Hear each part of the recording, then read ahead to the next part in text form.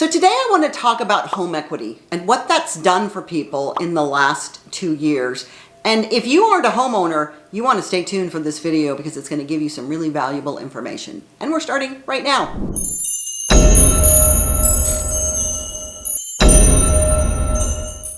Hey, welcome back, y'all. I'm Debbie Dobbins. I'm your host for this episode of Your Wichita Falls. And for those of you that watch this channel, you know I'm a real estate entrepreneur and do all things real estate. And if you love Wichita Falls or you're thinking of moving here, please subscribe to our channel because it's got so much great information about Wichita Falls. And for those of you that watch this channel, you know how much I love it here. So click the subscribe and hit the bell and you'll be notified every time a new video is uploaded, which is Mondays and Thursdays of every week.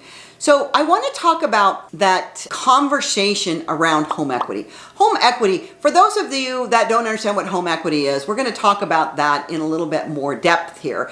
And it's been a very hot topic in real estate news in the last, little bit. It's been on my mind for years now, and even before that, because it's a wealth building opportunity. And you may have heard of home equity loans and things like that. Well, what are they talking about with the equity? If you've been following along the news, which I always say, stop watching the news, you may have heard that there's a growing number of homeowners with negative home equity. Negative equity. Trying not to think about it. And that's why I want to talk about this, is because the news is bad. Stop watching the news. I'm telling you, I never watch the news. I watch the economic news so I can see what's going on with the numbers, because numbers tell the truth. News people, that mainstream news is there to give you information that will scare you, get you controversial, fight with your neighbors, all of that stuff. But what happens now is they've taken up this bandwagon talking about negative equity. So what does that mean? If you remember back in 2008, negative equity simply meant upside down, which we don't want to go there. Nobody wants to be upside down, right? You don't want to have your house upside down. Frankly, I don't want to be upside down unless I'm doing yoga, period. And your car doesn't need to be upside down. But what I want you to begin to look at is these headlines are meant to scare you. So I'm going to tell you the real truth. The headlines don't give you all the information that you really need to understand what's happening and at what scale. This is the thing, is that it's so easy to take out some little bits of information and then skew it. And both sides do this. I'm not talking about one particular side or another. I'm talking about news. Stop watching the news. Let's break down, though, one of the big equity stories you may be seeing in these news stories and what's actually taking place, because that's what's important. That way, you're going to have the context that you need to understand the big picture. Because this little tiny minuscule thing is not what's truth, and that's scaring people. And there's so much of the mainstream media out there comparing what's happening right now with this correction in the market to what happened in 2008. Video after video after video. And there's a little click up here where you can click on some of these videos to share with you about what has happened in the market and where we're headed. Because these headlines, what's all they're looking for is headlines. They want to get viewers, more eyeballs on the screen. These headlines focus on short-term equity numbers, little minuscule few months. And they are failing to convey this long-term view. So what does that mean?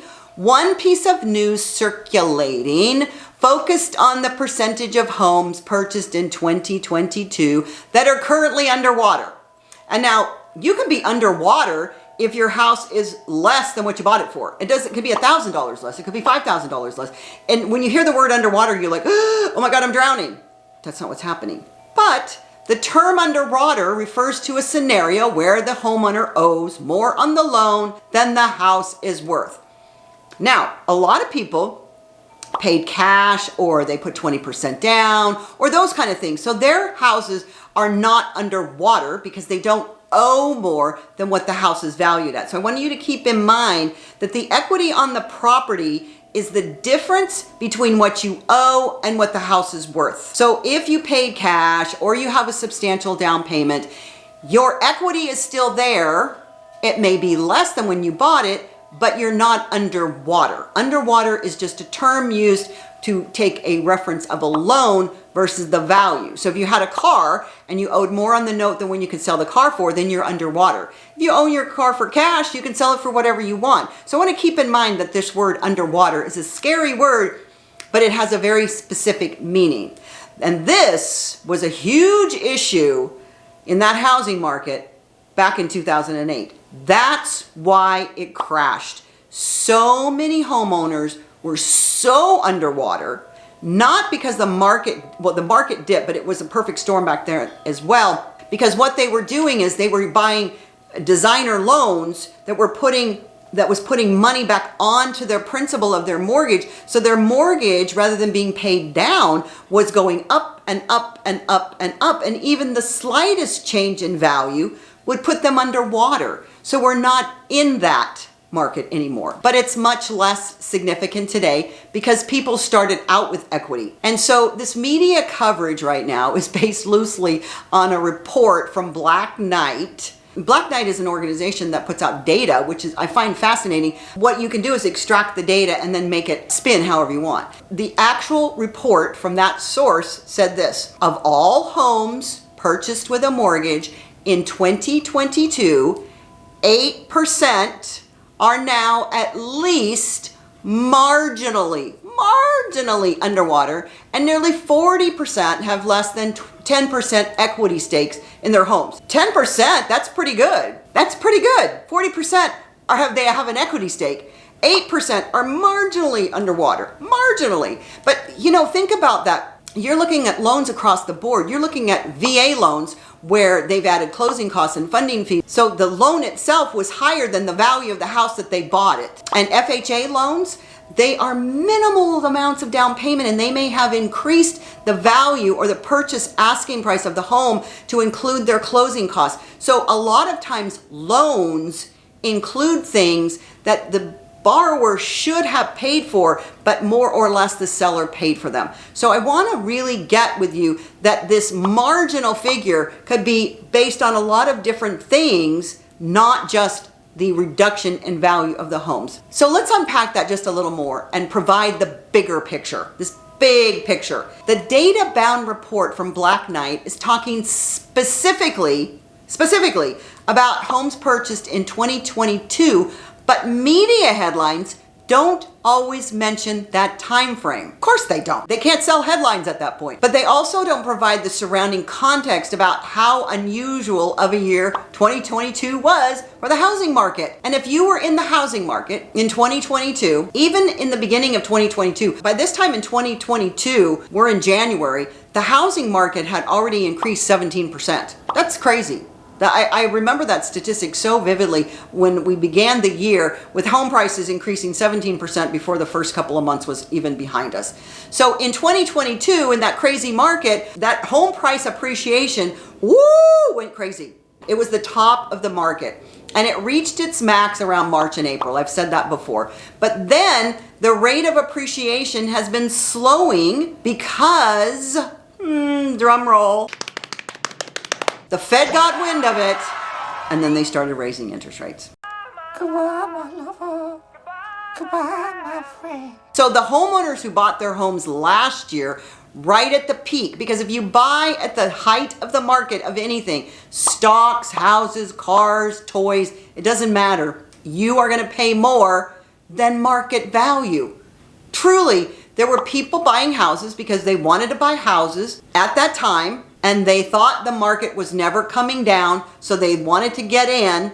And unfortunately, that peak was in spring of 2022. When you pay a little over market price, the months that follow they just fall a little bit. But they marginally underwater. That's what I said. We are now in that correction time. So I wanted you to keep in mind that if you bought at the top of the market, don't worry, I'm going to talk about that in a second.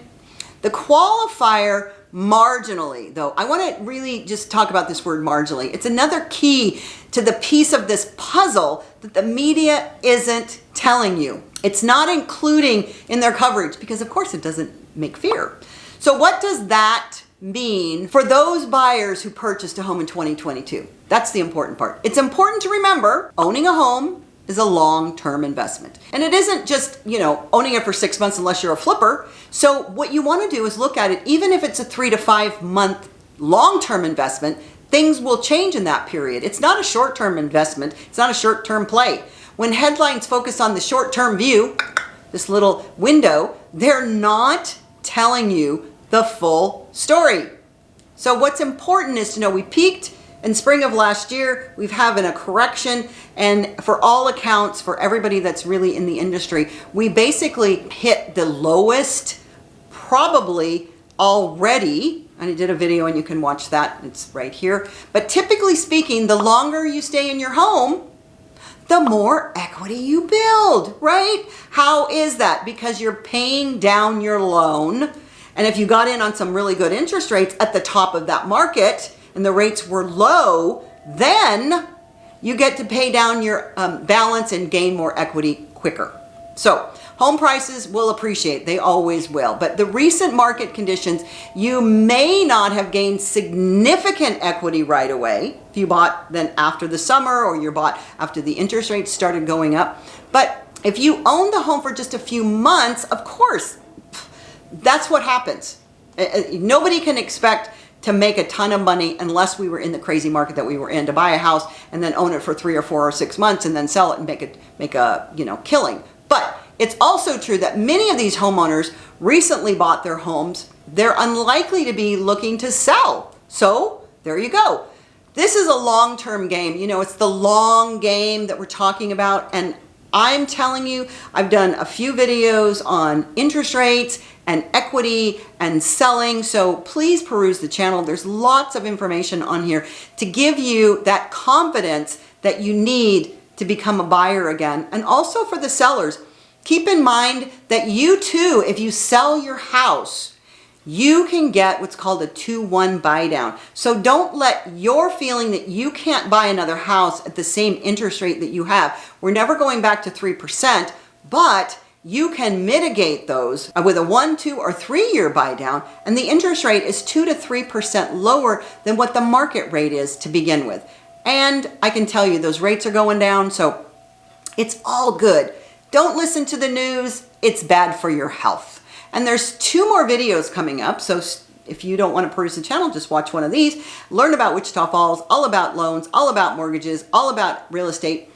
And if you'd like to have a one-on-one with me, there's a link in the first comments below to schedule a Zoom call. I'm happy to share all of my wonderful wealth of information with you. And as I always say, y'all come back now. You hear?